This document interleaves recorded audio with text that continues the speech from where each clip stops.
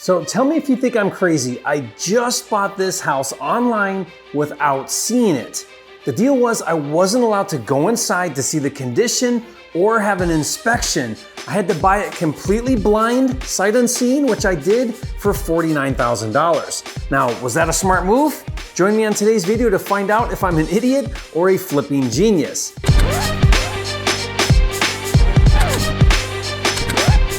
This video is brought to you by Flipster, the nation's #1 real estate software, with tools for finding, funding, and flipping houses. Check it out now at getflipster.com. Hey, if you're new here, I'm Jerry Norton, and this channel is all the ways to help you make money wholesaling and flipping real estate so you can live your dream life. Be sure to subscribe and turn on the bell notifications so you don't miss new videos. Recently in Detroit, Michigan, a deal popped up on Zillow in a neighborhood where I wholesale and flip houses, and the listing said it was a bank-owned property that was going up for auction online on a site called hubzoo.com.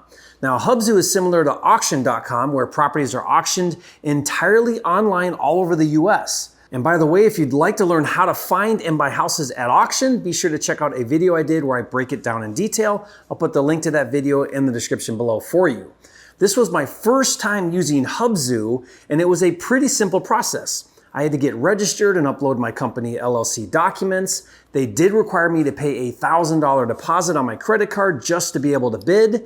And for this property that I wanted to go after, the starting bid was $42,000. And I had about a week until the auction ended. So the first thing that I looked for was whether the property was an absolute bid or a reserve bid. Now, absolute means highest bidder gets the deal, and reserve bid means it has to meet the seller's minimum bid price. Now, you would think they would just start the bid at the seller's minimum reserve amount, but that's not necessarily the case.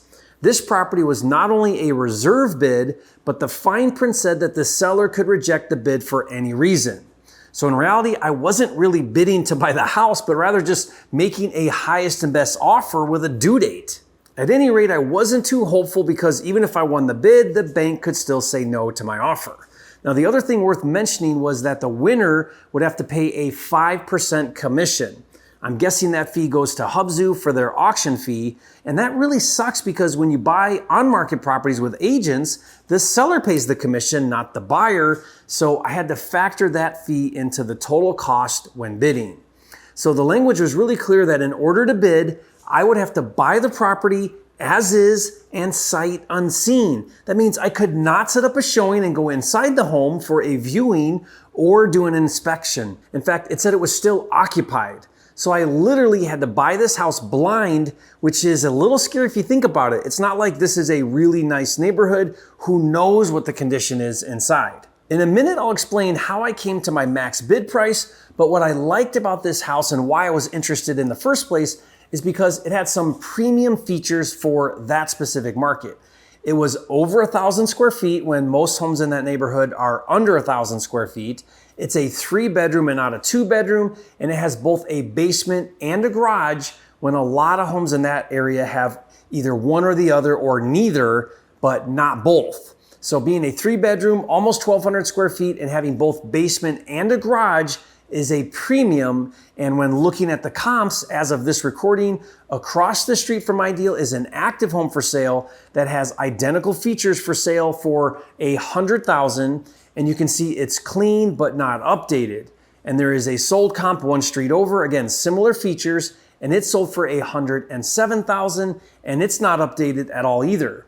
But since I have a basement and a garage, I expanded my boundary lines a little and I found a few rehabs that did really good. So I might be pushing it a little bit, but I think I can get $115,000 if I do the right updates. Now keep in mind, there are 2 figures that I need to know to determine my maximum allowable offer, or MAO.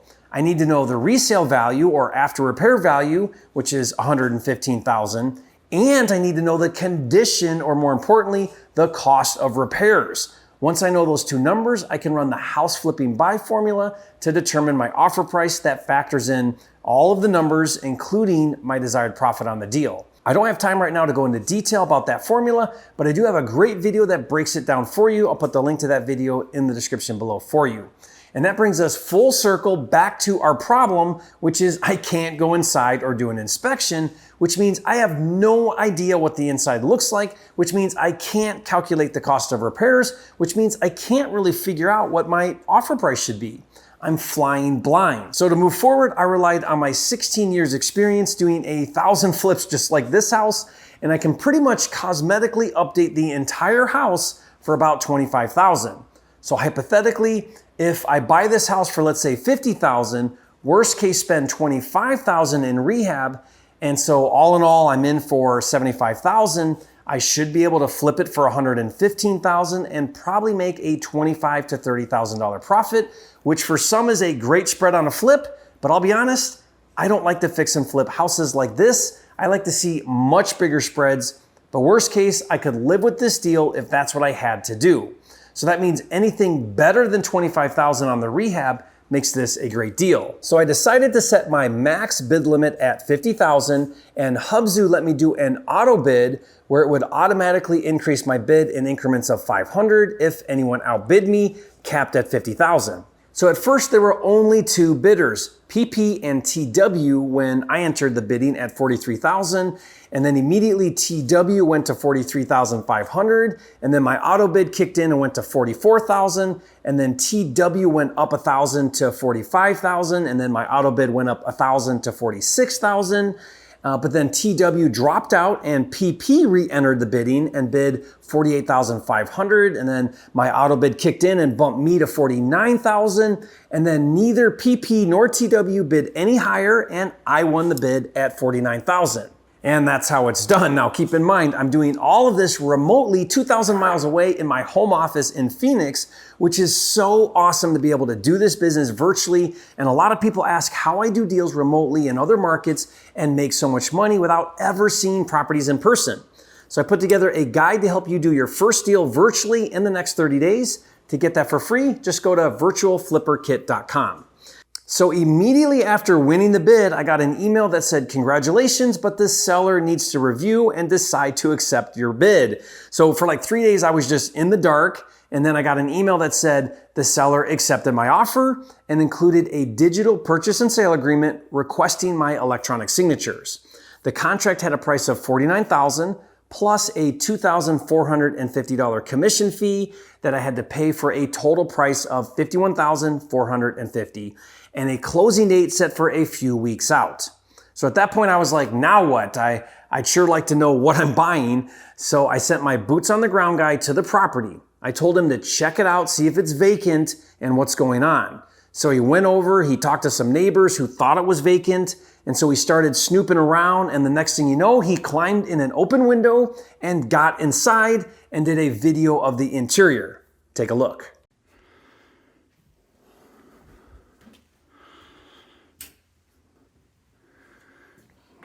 Kitchen cabinets.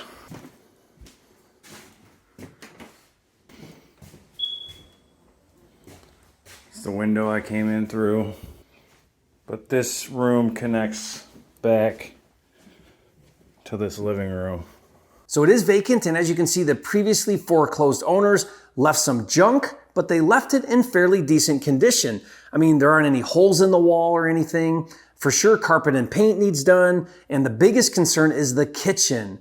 There's no saving those cabinets, which I'm really bummed about because that takes my rehab up a notch. Once you do cabinets, you also do counters and kitchen floors, and why stop there? Let's do new appliances.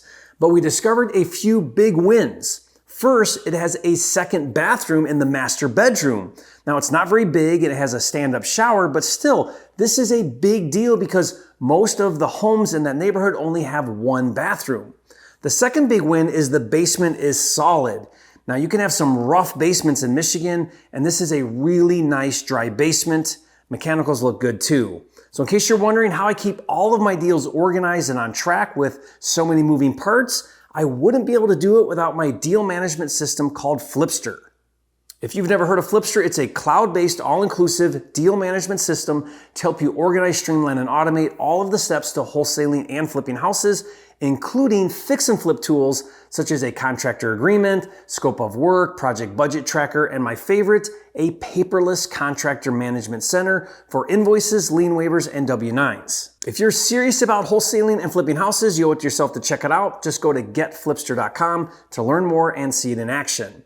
So all in all, my goal is to keep the rehab to around $15,000, basically carpet paint and a kitchen, paint the green exterior and a new garage door, along with some other odds and ends, and then see if I can get $115,000 on the resale. Maybe more with that second bathroom, we'll see. Now, I'd love to hear your opinion. Was this a good move on my part to buy this house sight unseen or too risky? If you think it was a good move, leave a comment and say, Jerry, you are a flipping genius. And also let me know if you'd like to see future videos about how this deal turns out. And finally, if you're new to the game of fix and flip, be sure to check out a video where I share my top 7 tips for doing your first rehab. Watch that video now, and if you haven't yet, be sure to subscribe to my channel with almost 600 videos. This is the #1 channel on YouTube for all things wholesaling and flipping, and I'll see you on the next video.